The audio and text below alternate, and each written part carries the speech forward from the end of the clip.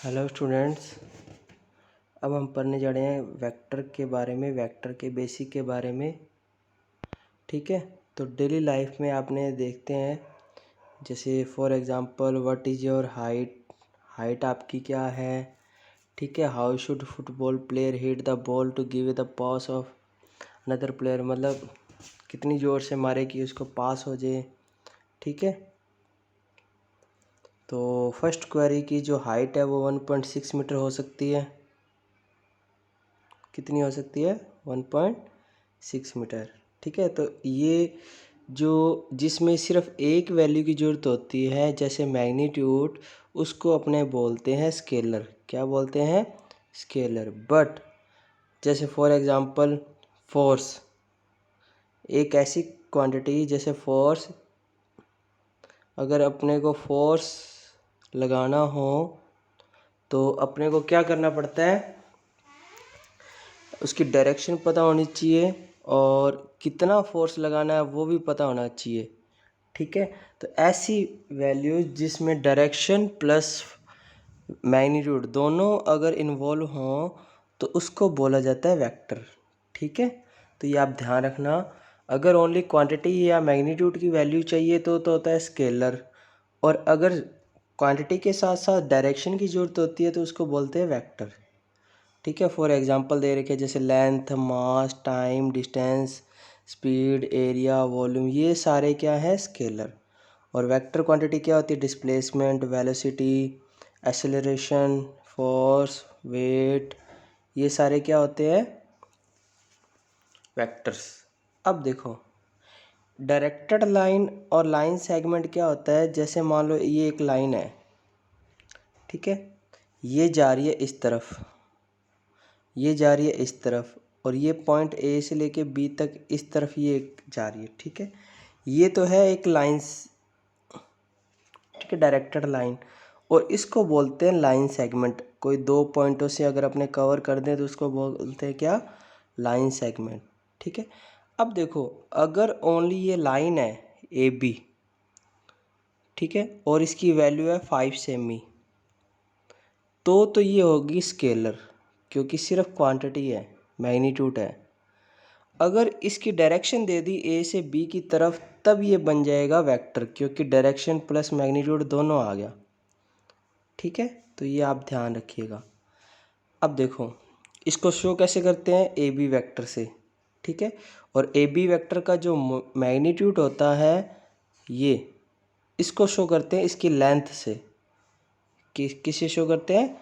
Length से, भी उसकी लेंथ कितनी है। ठीक है, ए बी वेक्टर का मैग्नीट्यूड जो होता है वो उसकी मैग्नीट्यूड होती है।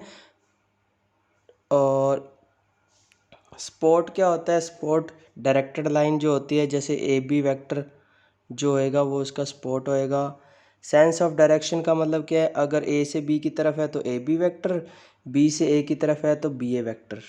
ठीक है, और ए बी और बी ए वेक्टर क्या होते हैं? दोनों अलग अलग डायरेक्टेड लाइन से होते हैं, सेम नहीं होते, ध्यान रखना। अब देखो, वेक्टर क्वांटिटी, एक quantity has magnitude as well as directed is called the vector quantity. ये वेक्टर के बारे में बताया। अगर किसी वेक्टर के साथ साथ डायरेक्शन भी हो और उसकी मैग्नीट्यूड वैल्यू भी हो तो उसको वेक्टर क्वांटिटी बोला जाता है। मैग्नीट्यूड ऑफ वेक्टर क्या होता है? उसकी लेंथ होती है, टर्मिनल पॉइंट से लेके, जैसे शुरू से लेके लास्ट पॉइंट तक जितनी उसकी लेंथ होती है उसको बोला जाता है उसका मैग्नीट्यूड। ठीक है, तो ये ध्यान रखना, ए बी वेक्टर का मैग्नीट्यूड। अब देखो, और उसका मैग्नीट्यूड हमेशा ये ध्यान रखना 0 से बड़ा ही होता है या 0 के इक्वल हो सकता है, क्योंकि लेंथ हमेशा 0 से बड़ी होती है। यूनिट वेक्टर क्या होता है? ध्यान रखना, एक ऐसा वेक्टर जिसका मैग्नीट्यूड 1 हो उसको बोला जाता है यूनिट वेक्टर। इसका फॉर्मूला होता है ए कैप इजल टू ए का वेक्टर अपॉन ए का मोड। ये कैसे आया? क्योंकि ए कैप का मोड करके देखिए, इधर भी मोड होएगा। देखो, ए कैप क्या होता है? ए वेक्टर अपॉन ए का मैग्नीट्यूड। तो अगर मैं दोनों तरफ मैग्नीट्यूड लगाऊं, इधर भी लगाऊं तो इधर भी लगाना पड़ेगा, नीचे तो है ही, कोई ज़रूरत नहीं है। तो ये इससे कैंसिल होके क्या आ गया? 1। तो एक ऐसा वेक्टर जिसका मैग्नीट्यूड 1 होता है उसको बोला जाता है यूनिट वेक्टर। क्या बोला जाता है? Unit vector. जीरो वेक्टर क्या होता है? जिसका शुरू वाला पॉइंट और इनिशियल और जो टर्मिनल पॉइंट होता है वो एक ही होता है, यानी उसकी मैग्नीट्यूड वैल्यू जीरो होती है। जैसे यहीं से शुरू हुआ और यहीं पे ख़त्म हो गया, ए और बी पॉइंट एक ही आ जाए, ठीक है, तो उसको बोलते हैं जीरो वेक्टर। लाइक वेक्टर क्या होते हैं? टू और more like vector if they sense direction same, अगर दोनों की डायरेक्शन सेम है उसको बोलते हैं लाइक। और इक्वल वेक्टर क्या होते हैं? ए और बी इक्वल होते हैं जब दे हैव सेम मैग्नीट्यूड, अगर उनका मैग्नीट्यूड इक्वल हो और पैरेलल हो और उनकी डायरेक्शन सेम हो तो उसको बोलते हैं इक्वल वेक्टर्स, ठीक है। नेक्स्ट है अनलाइक, टू और more vectors are called unlike if they are opposite direction, एक दूसरे के क्या हो? अपोजिट।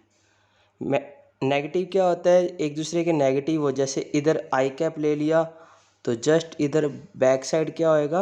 माइनस आई कैप होएगा, ये होते हैं नेगेटिव एक दूसरे के।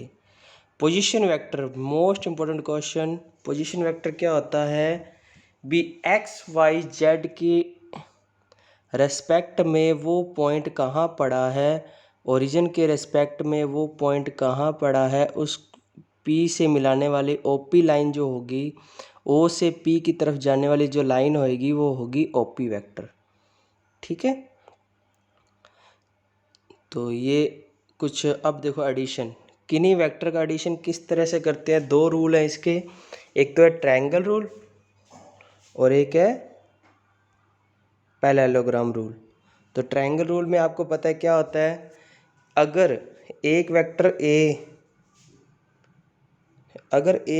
ए इस डायरेक्शन में है, दूसरा वेक्टर बी इस डायरेक्शन में है, तो ट्रायंगल रूल ये बोलता है इसकी जो थर्ड साइड होगी वो इन दोनों के ऐड को शो करती है, यानी ए वेक्टर प्लस बी वेक्टर। तो अपोजिट डायरेक्शन में लिया गया जो वेक्टर होगा वो क्या होगा? इसका ए वेक्टर प्लस क्या होगा? B vector. तो ये इसको बोलते हैं ट्रायंगल रूल, ठीक है। ये रूल है, देखो, if two vector are the represent in the magnitude and direction by the two side of triangle taken in the same order, मतलब एक इस ऑर्डर में है और एक इसी के साथ दूसरे ऑर्डर में है, then their sum represented by the third side taken in the reverse order. तो इसके रिवर्स ऑर्डर में, यानी ये जिस ऑर्डर में चल रहे थे उसके ऑर्डर में नहीं, उल्टे ऑर्डर में जो ली गई लाइन है वो इन दोनों का सम होगी, तो इसको बोला जाता है triangle rule, A vector plus B vector. Next देखिए पैरेललोग्राम। पैरेललोग्राम में क्या होता है? सेम ही है, बस ये अगर ए वेक्टर है ये बी वेक्टर है तो ये हो जाएगा ए प्लस बी वेक्टर, अगर ये ए वेक्टर है तो ये भी क्या होएगा? ए वेक्टर, और ये बी वेक्टर है तो ये भी क्या होएगा? B vector. तो ये ए प्लस बी आ गया और ये क्या हो जाएगा? बी प्लस ए। तो ए प्लस बी और बी प्लस ए आपस में इक्वल आ रहे हैं, इट मीन ये कम्यूटेटिव होते हैं, ध्यान रखना। अब दो या दो से ज़्यादा वेक्टर ऐड कैसे करेंगे? जैसे एक ये ए वेक्टर है, फिर बी वेक्टर है, अब ये चार वेक्टर अपने को ऐड करने हैं, ए बी सी डी, ठीक है। तो इसको सेम डायरेक्शन में लेना पड़ेगा, जैसे ये ए वेक्टर ले लिया तो बी वेक्टर ले लिया तो ये क्या हो जाएगा? ए प्लस बी। फिर सी ले लिया तो ये वेक्टर क्या होएगा? ए प्लस बी प्लस सी। फिर इधर डी ले लिया, ये डी की डायरेक्शन इधर है तो A plus B plus C plus D, तो ये आ जाएगा लास्ट फाइनल।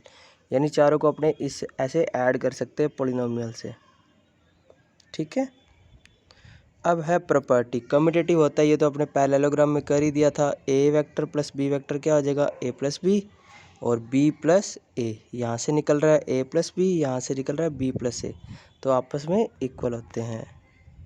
और एसोसिएटिव भी होते हैं, ये भी अपने ट्रायंगल इस डायग्राम से प्रूव कर सकते हैं। देखो ये मैंने ले लिया ए वेक्टर, ये ले लिया बी वेक्टर और ये ले लिया सी वेक्टर, ठीक है। तो तीनों पॉइंट वेक्टर अलग अलग ले लिए। कम्यूटेटिव होता क्या ये देखो, भी ए वेक्टर प्लस बी वेक्टर शुरू वाले में ब्रैकेट प्लस सी वेक्टर किसके इक्वल होता है? ए vector plus B plus C vector. तो क्या आएगा देखो, पहले ए प्लस बी, ये क्या हो जाएगा? ए प्लस बी, इसके साथ सी ऐड कर दोगे तो ये बन जाएगा ALHS पार्ट। ठीक है, ये वाला A प्लस B हो गया, पहले इसको ब्रैकेट में लिखेंगे, प्लस में इसका C आ जाएगा, A प्लस B, ये हो जाएगा A प्लस B, ये हो जाएगा A प्लस B प्लस में C। अब अगर मैं ऐसे लूँ, पहले ये लूँ B प्लस C, तो ये हो जाएगा क्या, B प्लस C, क्या हो जाएगा ये B प्लस C, ये हो जाएगा B प्लस C, तो ये B प्लस C है, और A plus B plus C, ये हो जाएगा A plus B plus C। तो बहुत इजी सा है ये। ठीक है, नेक्स्ट देखो आइडेंटिटी, ये तो बिल्कुल इजी सा है, किसी में अगर जीरो ऐड करते हैं वो आइडेंटिटी होता है। सब्ट्रैक्शन कैसे करते हैं, ये मोस्ट इम्पॉर्टेंट है, मतलब A में से B माइनस करते हैं तो सब्ट्रैक्ट हो जाता है। इसको डायग्राम से कैसे करेंगे, जैसे ये A वेक्टर है, ये B वेक्टर है, तो ये क्या होएगा A प्लस B, तो B के जस्ट नीचे क्या होएगा माइनस B, ऊपर B है तो नीचे क्या होएगा माइनस B। तो आप इसको इस ट्रायंगल में भी ले सकते हो, तो A minus B is equal to आ गया A माइनस B। तो ये उल्टा कर सकते हो।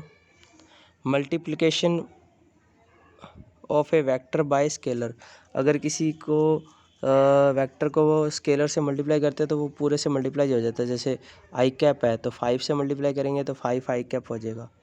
जैसे ए वेक्टर है 2 से आधे से कर दिया तो कम हो जाएगा, 2 से कर देंगे तो डबल हो जाएगा, माइनस के करेंगे तो अपोजिट हो जाएगा, -2 से करेंगे तो माइनस अपोजिट हो जाएगा। ठीक है, तो ये बिल्कुल ईजी सा है। नेक्स्ट देखो कंपोनेंट ऑफ वेक्टर, इम्पोर्टेंट है। अब इसमें आएगा भी एक्स आई कैप प्लस वाई जे कैप प्लस जेड के कैप आता कैसे है, पोजीशन वेक्टर।